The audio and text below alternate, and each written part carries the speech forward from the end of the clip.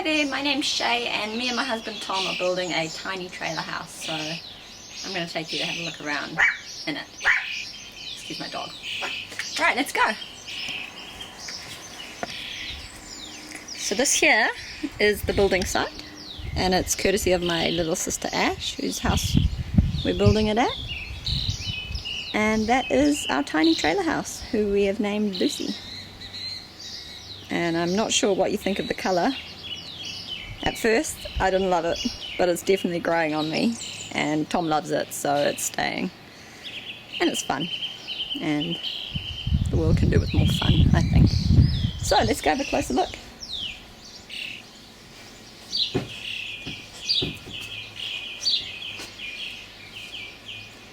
Alright, so we are going to park it on our land, and this front with all the windows and doors is going to face the forest, so it's going to have a beautiful view, and it's north facing, which in New Zealand means it gets plenty of sun, so it'll be nice and warm in winter. And we used weatherboards and corrugated iron to clad it, and the corrugated iron was mostly to save on weight so that we could fit within the 3.5 tons that we had to build the building and the combined weight of the trailer within. So yeah, we did use the corrugated iron to save on weight, but I actually totally love it. So I like the contrast. I think it looks, I don't know, cool, like kind of, I don't know, it reminds me of an awesome trendy barn or something. So let's get a bit closer. We've got a bit of work to do on it still. We've got to total paint of the whole thing, the box corners on these edges, finish the window frames, do flashing on the roof, and a whole lot, quite a lot of other stuff. Finishing touches, which I think will make a big difference. And we've used cedar for the soffits, is that what they're called? Anyway, cedar for the underside there. And we've got as I say, a bit more work to do, but we're getting there. This here is our electric braking system, well, underneath all the rubbish. So that basically you plug this other part of it into the cigarette lighter of your car, of the vehicle that's towing it, and that works, that activates the brakes, and so apparently makes it way safer and just altogether much better. So that was pretty cool to get that. So this is the back, and you can see we've used a lot of corrugated iron on the back. It's because you're not going to see it where we're parking it, and it saves on a lot of weight. So I'll take you around. So we call these here weatherboards in New Zealand. I don't know what you call them wherever you are watching from, but I think they're really cool. I like weatherboards. So that's our bathroom window over there. Got a bit of finishing left on it to do, but this is the other side of the house, and up there is our loft window, and it needs to be painted, but that's basically our bedroom window. And yeah, it doesn't open at the moment, which we may end up modifying in the future because it could get quite roasty in our tiny house. So we're back to the front of the building again, and that is our kitchen window, which is beautiful and big. I love big sunny kitchens, I think they're so cool. So I thought that was a must in our design, and incorporated that into it. Here's our tandem axle part of the trailer, and you'll see this detail over here, the flashing. This was actually quite hard to do. Couldn't find any details on how to do it on the internet, and so it took quite a lot of figuring out, but we got there.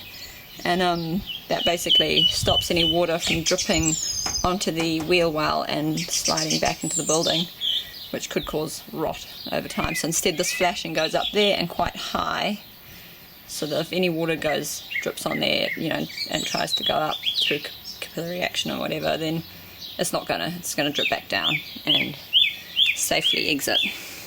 So that's a really important detail, and definitely think that it's an important part of every trailer house. This is another part of our window, and I had my first go at what is that stuff called? Putty. Re-puttying this window because it had lost some of its putty. And I did what I thought was an awesome job, and then I came back the next day and my dad had put a smiley face in it. Can you believe it? And he said it was payback because I always used to do that to his putty as a kid. So he thought he was incredibly funny, and I did not think he was very funny. Although, I have to say, I did kind of have a bit of a silent laugh. So yeah, there we go, we're opening the front door, and I chose these nice big French doors so that we can open them in summer and just step out onto a porch or whatever we're gonna, nice deck that we're gonna have in front of it. And it will just make the house feel so much bigger, I think, and kind of extend the living area. So let's go into the tiny house now.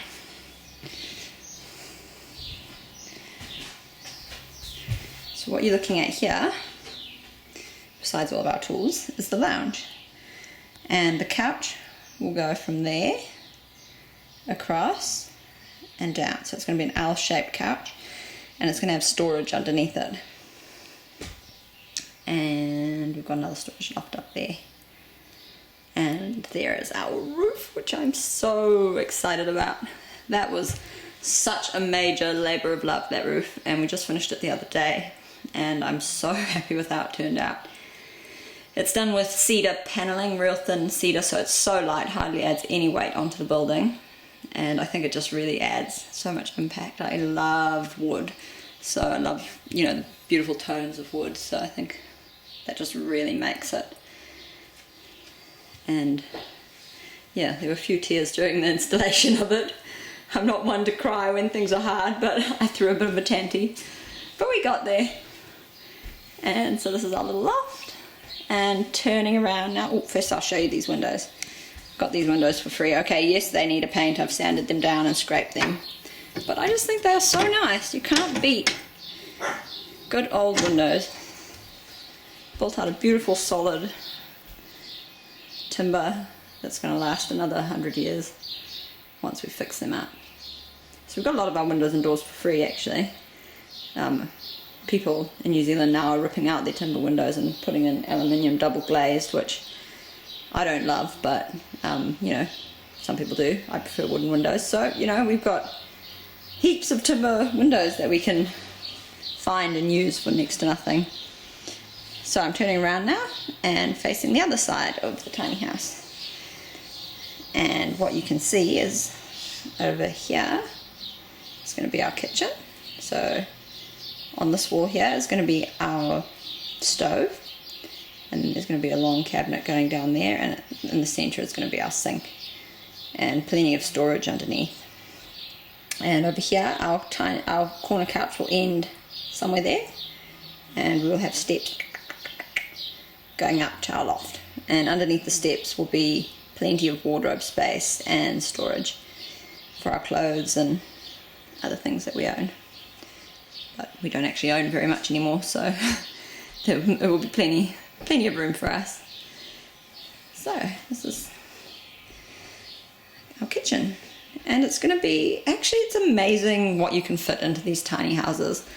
When I first did the floor layout on the ground, I was like, wow, that's tight. But now that it's built, I'm like, there's so much space in here.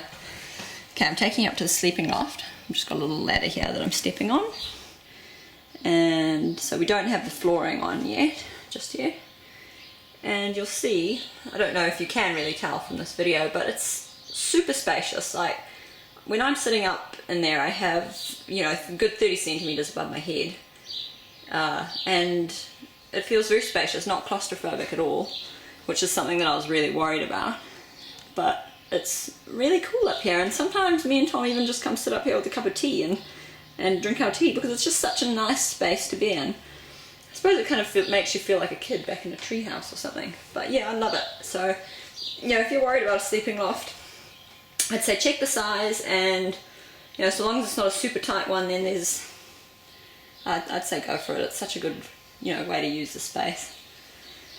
And yeah, I got stairs up to the sleeping loft because I go to the toilet at least once a night, and I don't want to fall down a ladder and break my neck. So that's just our roof truss was different above the loft, so that we allowed ourselves a bit more head space, and then we switched it to a different type of truss there, so that detail was used to cover up some of the truss.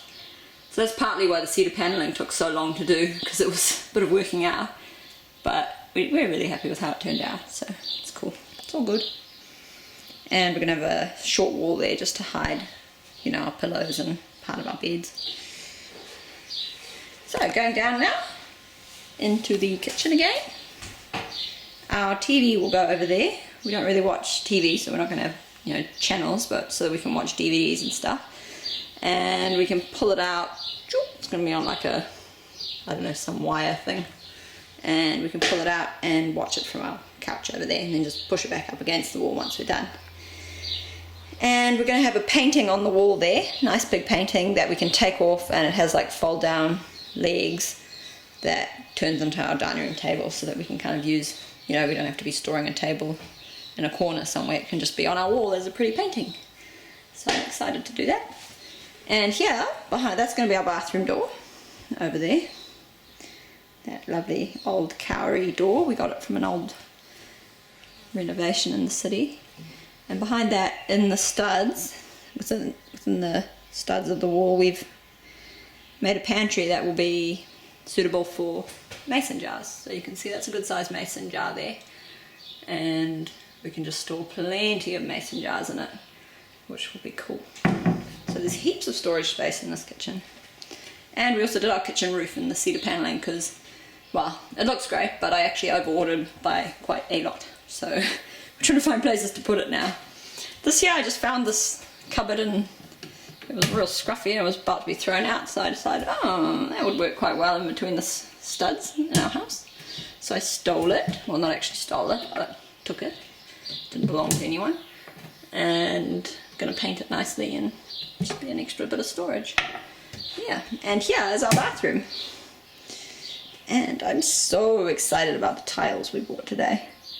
Aren't they amazing? And they were on sale, which was even more exciting because I love getting bargains. And even better, they're made in New Zealand, so their carbon footprint is really nice and low compared to if they had been imported from China or overseas. And they have a beautiful handmade feel, so I just love them. I think they're so cool. Can't wait to put them in. And over here is our shower. And it's a full size shower, 800mm by 800mm. I love my showers, so I didn't want to, you know, be too squished up. Got to finish that off. This is our beautiful bathroom window, which needs to be painted, but it's such a, I don't know, I really like this window, and we got it for free. It was about to be thrown out. So, and over there is our composting bucket toilet. So it's going to be a simple sawdust toilet that you see in a lot of tiny houses, and eventually I'd like to try and design something that has a chute that basically you do your business in, and it goes down into a chamber underneath the trailer, and that gets composted and eaten by worms, and the wormwee then gets put on the garden. So I'm going to work on, I've been working on a design, but we're just keen to get in here now, so we've done this simple system for now. So yeah, I mean, it looks pretty nice. It needs a paint and a varnish over there. So we had to paint it dark because Tom insists that he wants to squat on the toilet, which if you've ever tried you will agree is the best way to go to the toilet. And I didn't want dirty footprints on it, so we've painted it dark, and it actually kind of goes nicely with the tiles. So it's all looking good. And yeah, that is a tour of our tiny house. I hope you think it's cool. If you don't, that's okay too. But we really love it. I think when you put your own blood, sweat and tears into something, you just appreciate it so much more. So I think if you're thinking about building a tiny house or building any house really, then I'd say to do it. It'll be a lot of work, but it'll be totally worth it. And you'll end up with a beautiful quality product, and you'll save so much money, and you'll really have a connection to the building. So follow your dreams and don't let anyone tell you you can't do it, because if you believe you can, then you can. and you'll end up with a beautiful home at the end of it. So yeah, let us know what you think of our tiny house, and if you have any questions, just ask. I'll do my best to answer them. We're not, we don't know all the answers, but we've learned quite a bit in this process, and we're happy to share whatever we can. And you can check out our website, DIYhousebuilding.com, if you want. We share our projects and share whatever we learn on that website. And yeah, check back for more videos. We'll post one of the finished house shortly. Okay, have an awesome day. Bye bye.